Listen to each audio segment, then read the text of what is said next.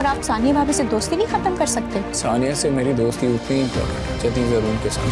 फसी ज़रून का दोस्त है और लाइबा का होने वाला शौहर। तुम्हारा ताल्लुक सिर्फ इन दो रिश्तों पे महदूद है। सच बता, लड़की वड़की का चक्कर आना। जैसे भी आजकल तुम्हारी दोस्ती मुझसे ज्यादा सानिया के साथ है, तो मैंने उसे कुछ बता दिया तो मेरी तो लाइफ खराब हो जाएगी। मामा सीरियल शिकवा में ज़ारून मजबूरी में किरण की बदनामी के डर से उससे निकाह तो कर लेता है, लेकिन वो कुछ मुश्किल में आ जाता है क्योंकि वो सानिया से नज़रें नहीं मिला पा रहा होता और ऊपर से किरण की डिमांड्स दिन ब दिन बढ़ रही होती हैं, जिसे ना चाहते हुए भी ज़ारून को पूरा करना पड़ता है। और फसी भी ज़ारून की परेशानी भांप लेता है। वो उससे पूछता है कि अगर कोई लड़की का चक्कर है तो तुम मुझसे डिस्कस कर सकते हो, तुम परेशान रहते हो। और वो कहता है कि तुम्हारी तो दोस्ती मुझसे ज़्यादा सानिया से है, ताकि तुम उसको बता दो और मेरी ज़िंदगी मुश्किल में आ जाए। सानिया ये सब सुन लेती है। इतने में ज़ारून की अम्मी आती हैं और वो कहती हैं उनके फसी से अपनी फालतू की दोस्ती ख़त्म करो, तुम्हारे लिए तुम्हारा शोहर ज़ारून और लाइबा ये रिश्ते अहम होने चाहिए, ना कि फसी की दोस्ती।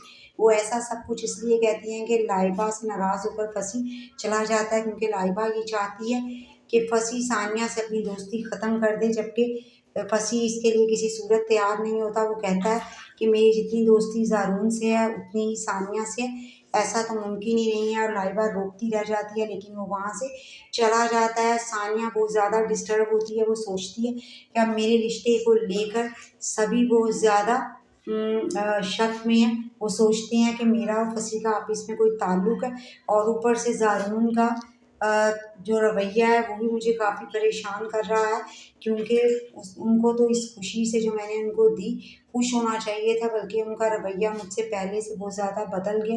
वो इतनी अटेंशन और केयर मुझे अब नहीं दे पाते हैं। उधर सामिया अपनी अम्मी से कहती है कि अम्मी मुझे बताएं मेरी क्या गलती थी, मेरी शादीशुदा लाइफ क्यों बर्बाद हुई। गलती तो किरण ने की ना।